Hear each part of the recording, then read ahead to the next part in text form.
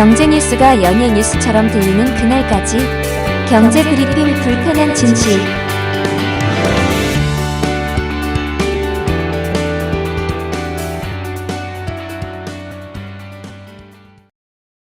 백약이 무효.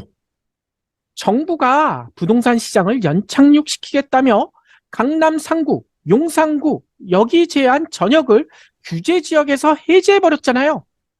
시장의 기대 수준을 훌쩍 뛰어넘는 고강도 대책, 부동산 살리기 위한 고강도 대책을 내놨지만 아무 소용이 없다라는 증거가 또 나왔더라고요.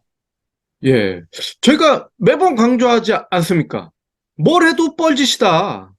그렇죠. 근데 이 뻘짓보다 더 심한 일을 하고 있어서 그 얘기를 좀 드릴까 하는데, 일단은요, 언론들 지금 어떻게 하고 있느냐, 저희 방송에서도 여러 차례 얘기 드렸지만 수도권 거래량이 늘어난다라는 기사를 쏟아내고 있잖아요. 하지만 미분양은 10년 만에 최다. 문제는 여기서 그칠 가능성이 거의 없어 보인다는 점이죠. 왜냐하면 언론들이요, 이 미분양 기사를 다룰 때 분명히 국토교통부 자료에는 있는데 일부러 작게 다루는 지표가 있거든요. 근데 그 지표 저희가 보기에는 부동산 시장을 뒤흔들 변수로 떠올릴 수도 있다는 겁니다.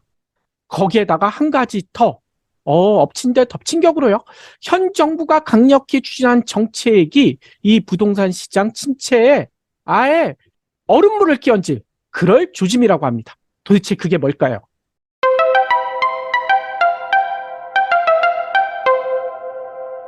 예, 아무래도 가장 강력한 변수는 미분양 아니겠습니까? 그렇죠. 일단 미분양에 대해서는 언론들이 많이 이야기해요. 예전에도 한번 얘기 드렸잖아요. 언론들이 왜 이렇게 미분양을 강조를 할까?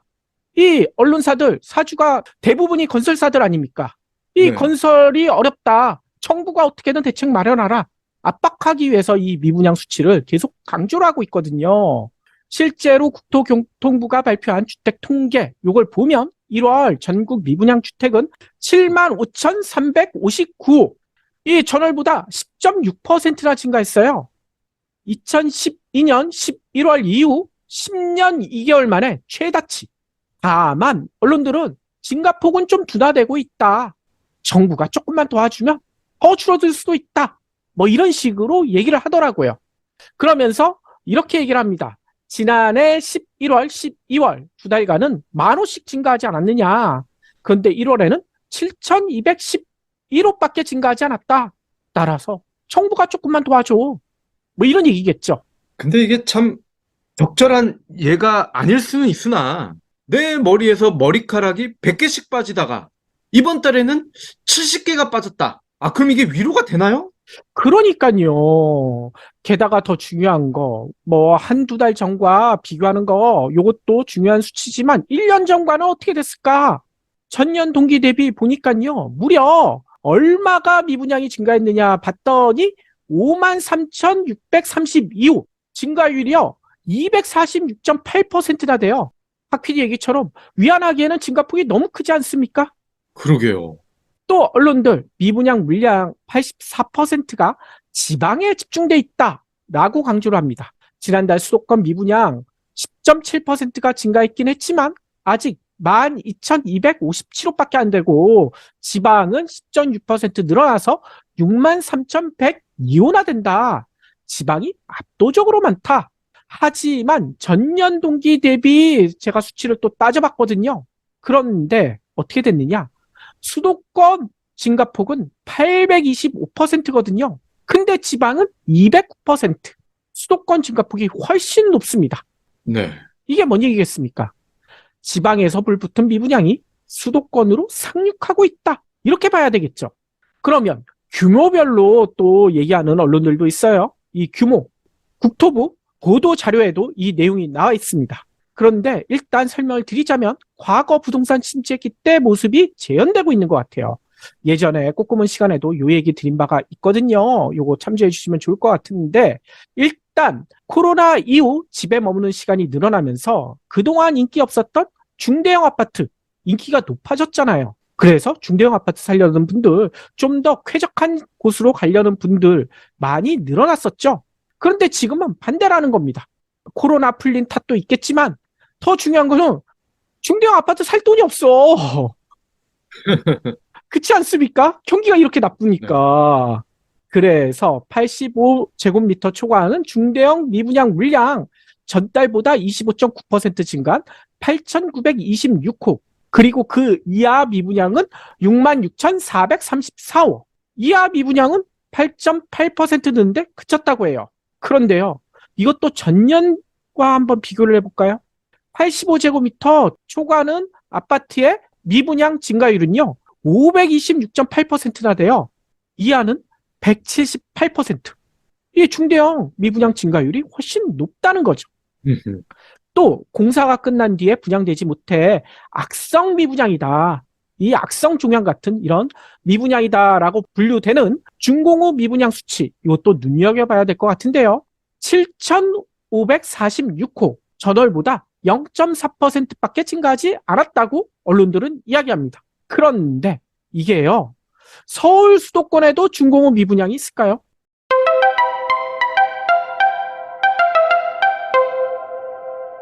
이거 좀 궁금하지 않습니까? 언론들은 이 네. 수치는 얘기를 안 하더라고요. 그래서 제가 국토부 통계 자료를 쫙 뒤져봤어요. 뒤져보니까 나오대. 없는 게 아니라 서울의 이 악성 미분양, 준공후 미분양이 342호, 인천은 343호, 경기도 595호. 그러니까 전체가 7,546호잖아요. 수도권이 17%나 차지하고 있어요. 네. 생각보다 높지 않습니까? 이것만 해도 심상치 않다. 이건 누구나 알 수 있죠. 그런데 이거 이외에도 언론들이 거의 다루지 않는 정말 심각한 지표 아직 남아있거든요. 그런데 요거 알아보기에 앞서 이 자료를 발표하는 현 정부의 모습, 요것부터 좀 전해드려야 될 것 같아요. 이제는요, 아이고, 좀 안쓰럽기까지 합니다. 왜냐? 주무부처인 원희룡 장관 또다시 이런 얘기를 하거든요. 현재 미분양 상황에 대해 정부가 개입할 수준은 아니다라고 판단하고 있대요. 개입하지 않겠다가 아니라 개입할 수준은 아니라고만 판단한대요.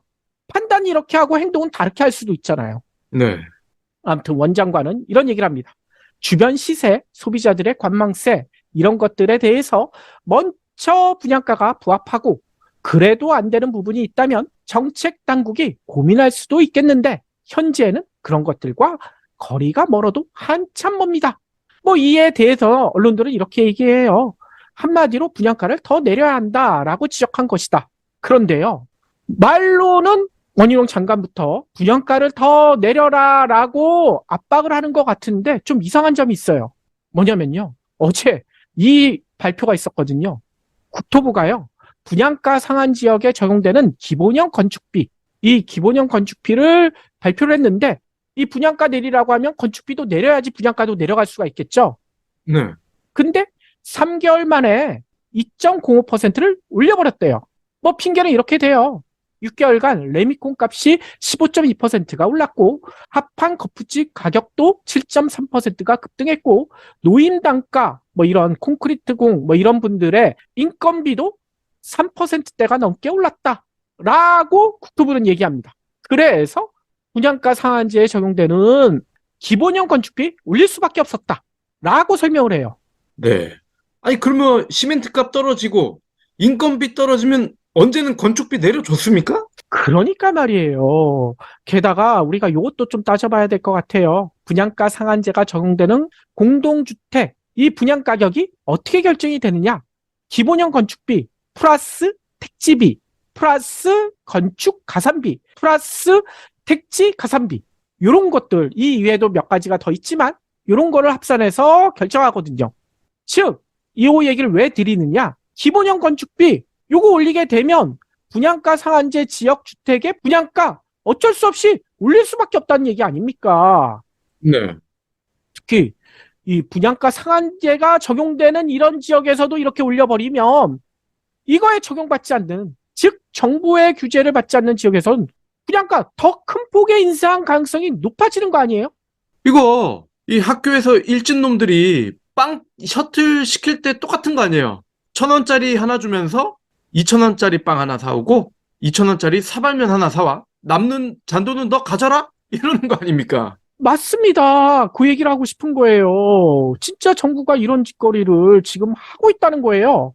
바로 얼마 전에도 저희가 얘기 드렸던 소주값 논란도 비슷하지 않습니까? 주세는 올리면서 소주값 올리면 내 가만두지 않겠어 라고 협박하는 모습, 이 분양가 가지고 하는 모습도 비슷하지 않습니까? 물론 이런 얘기 드리면 분양가 이 거품 많다고 그동안에 그렇게 지적해 놓고선 이런 얘기하는 게 말이 되느냐 라고 하시는 분들도 계실 것 같아요. 물론 맞습니다. 부동산 가격, 분양가에 거품이 너무 껴있다는 점, 이거 틀린 이야기가 아니죠. 그런데요, 이 거품을 끌려면, 거품을 잠재우려면 어떻게 해야 되겠습니까? 기본형 건축비부터 어떻게든 낮춰놓고 니네도 분양가 낮춰라. 이래야 압박이 더 잘 통하지 않을까요? 그렇죠. 건축비는 올려놓고 분양가는 내려라. 이 말을 건설사들, 그렇게 자유를 외치는 정부에 있는 건설사들이 들을까요? 물론 이럴 수는 있어요. 이 검사들이 많으니까 검사를 동원해서 압박을 하면 물론 듣는 척은 할 수 있겠죠. 하지만 다른 꼼수로 건축비 인상분을 서민들에게 전가할 가능성도 높아지지 않겠습니까? 맞아요. 아무튼 정부의 이런 행태를 보니 미분양 물량 해소되긴 쉽지 않아 보이죠. 이 미분양이 쌓이는데 분양가는 또 올라가고, 이게 팔릴 리가 있겠습니까?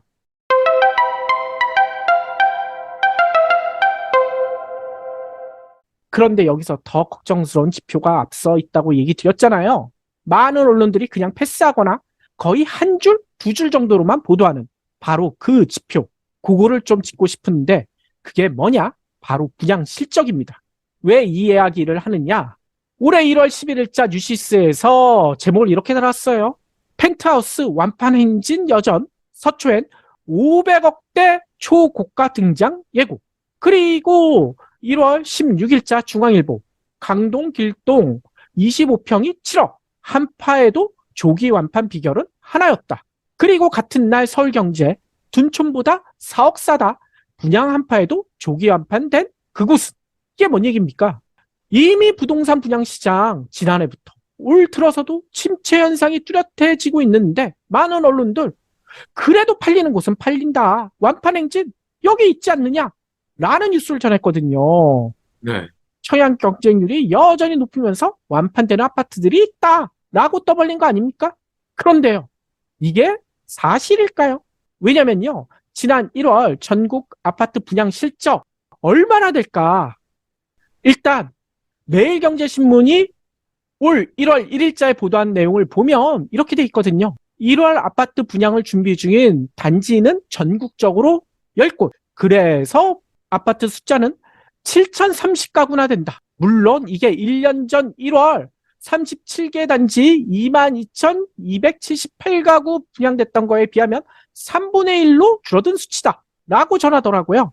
그런데 진짜 분양된 실적이 얼마일까? 왜냐면 이게요, 국토부 보도자료 그대로 나와 있거든요. 근데 이걸 언론들이 거의 보도를 안 해요. 보니까 제가 쭉 읽어봤거든요. 나와 있습니다. 1,825. 아니, 매일경제신문이 1월에 건설사들, 건설협회 이런 데를 통해 가지고 취합한 게 7,030가구 정도 된다라고 발표를 했잖아요. 근데 국토부가 진짜 분양된 거 따져봤더니 1,825. 이 예정된 것에 3분의 1도 안 되잖아요. 네. 근데 이게 얼마나 심각한 숫자냐? 지난해 같은 기간과 비교할 때 이 분양 실적 감소폭이 얼마인 줄 아세요? 무려 90.7%. 이 반토막도 아니에요. 10분의 9토막이 나버렸습니다. 정말 심각하지 않습니까? 예, 이렇게 다 안 팔리는데 일부 조금 잘 팔리는 곳들만 끄집어내가지고 부동산 시장 안 죽었다라고 과장하는 거 아닙니까? 그러니까요. 그런데 그것보다 더 중요한 이야기를 좀 더 드리고 싶어요. 왜냐? 이렇게 되니까 건설사들이 지금 어떻게 하고 있느냐? 주택 인허가 물량 1월에 얼마인 줄 아세요? 21,425. 이게요, 지난해 같은 기간에 비해 이 인허가 해달라는 물량도 45.9%가 감소했습니다. 뿐만 아니라 주택 착공 실적 15,612호. 지난해 같은 기간에 비해 17.2%가 줄었어요. 물론 이 수치 보면 부동산 경기가 나쁘니까 어쩔 수 없는 거 아니냐 하실 수 있어요. 그런데요, 이거 자세히 한번 뜯어보자고요. 건설사들 미분양이 잔뜩 쌓인 상태에서 지금 어떻게 하는 겁니까? 인허가 더 필요 없다. 착공도 안 하겠다. 한마디로 태업하는 거 아니에요. 아파트 주택 앞으로 짓지 않을 거야. 물론 자금난이 심각해서 이럴 수밖에 없다라고 생각하실 수도 있어요. 가뜩이나 김진태발 레고랜드 사태로 지난해 PF 유동화 시장이 심상치 않았잖아요. 내지 않아도 될 이자 건설사들이 울며 겨자 먹기로 내면서 공사를 간행했는데 이제는 더 이상 버티기가 힘들다. 미분양이 쌓였다는 것은 자금 회수가 안 되고 있기 때문에 더 이상 버티기 힘들다라고 하는 거죠. 그래서 하는 수 없이 분양도 포기하고 있는 거고요. 이게 뭐냐? 자금난에 인젠 더 빠지고 있으니 우리 더 이상 건설업 안 할래. 정부가 도와주지 않으면 우리 다 포기할 거야. 어떻게든 해봐. 라고 정부를 압박하고 있다는 모습이 보인다는 겁니다. 네. 물론 건설사들 이렇게 하면 가장 바람직하겠죠. 이 아파트 건설 말고 인프라 건설이나 해외 건설로 사업을 전환하는 거. 이런 방법도 있잖아요. 예전에도 한번 설명드렸다시피. 하지만 이거는요, 다들 아시다시피 어느 정도 규모가 되는 그런 회사들에게만 해당되는 이야기죠. 뭐 삼성물산, 뭐 이런 데 정도나 가능한 얘기 아닙니까? 지방에 있는 작은 건설사들, 인프라 건설이나 해외 건설로 사업 전환하는 거. 이게 쉽겠습니까? 엄두도 못 낸다는 거예요. 물론 이 상황에 대해서 노파심에서 얘기하자면 이거 건설사들이 자초한 면이 매우 큽니다. 짓기만 하면 완판되니 언론을 통해 공급 부족론 띄워놓고 PF 등으로 자기 돈 한 푼 들이지 않고 아파트를 지어서 엄청난 수익을 남겨먹었잖아요. 네. 이 금리가 올라 수요가 급감한 거 내다보지 못했으니 스스로 책임을 져야죠. 그런데 앞서 그 지표를 얘기한 이유가 있어요. 건설사들이 지금 과연 스스로 책임지려는 모습을 보이고 있는가? 정부를 압박하고 있다는 겁니다. 그러니 윤석열 대통령이 미분양 사주라는 황당한 짓까지 했었고요. 그런데 원희룡 장관이 그건 아니다. 나서고 있지만 본심인지 의심스럽다는 지적도 저희가 했었잖아요. 그런데 여기서 더 중요한 거를 짚어보고 싶어요. 최근 건설사들이 우리 이젠 더 이상 아파트 못 지어 라고 나자빠지니 이에 대한 정부의 대응, 그 대응이 뭔지 아세요?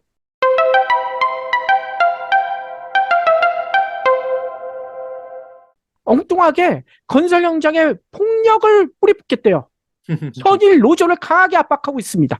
이거 마치 미분양 해결해달라고 했더니 그거 당장 우리 힘으로 힘들잖아. 너희들도 알고 있잖아. 대신 다른 곤란한 것부터 좀 처치해줄게. 라고 나선 모양새로 보인다는 거예요.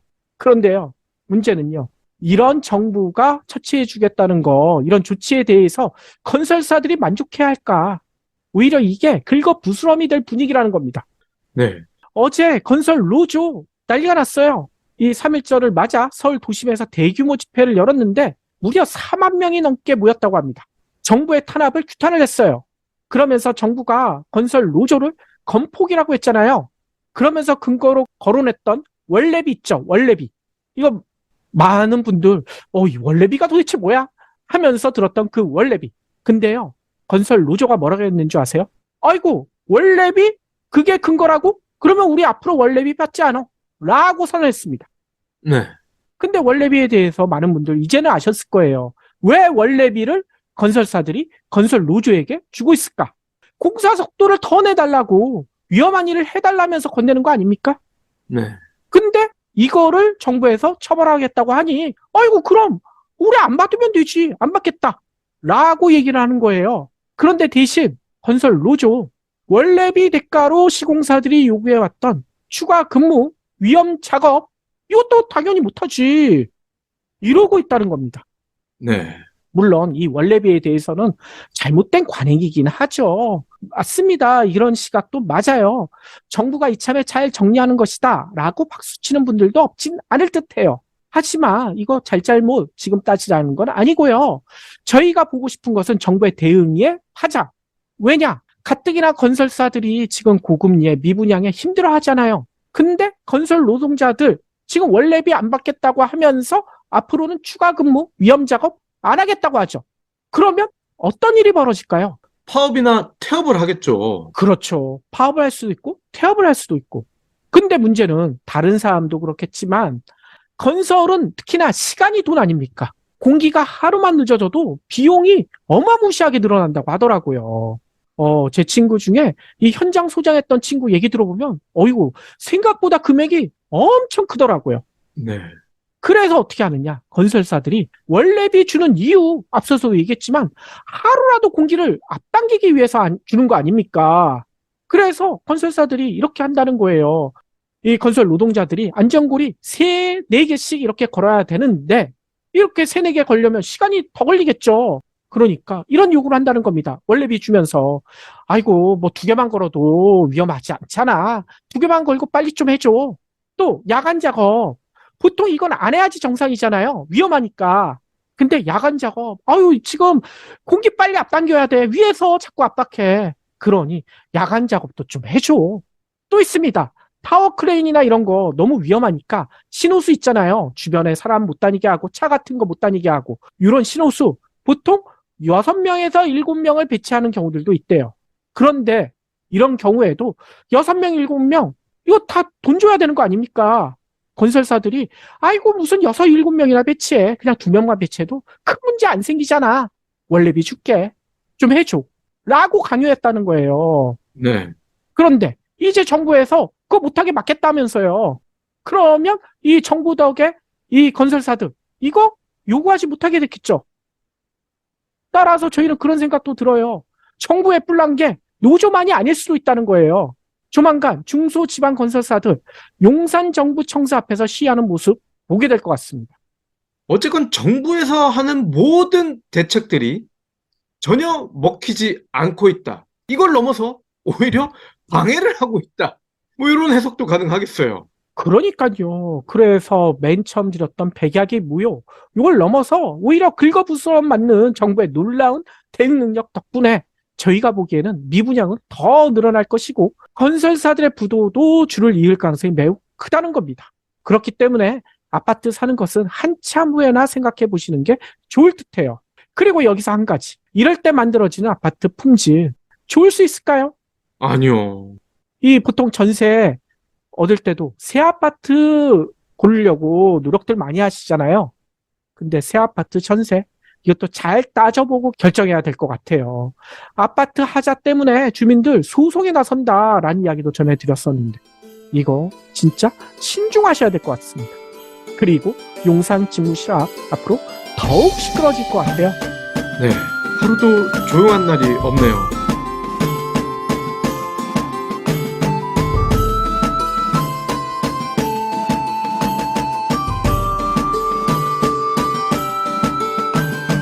경불진 완주해주셔서 감사합니다. 하트 투척, 댓글 남기기, 링크 공유, 계좌 후원 등 경불진 두 PD에게 힘을 보태주세요. 더 좋은 내용으로 보답하겠습니다.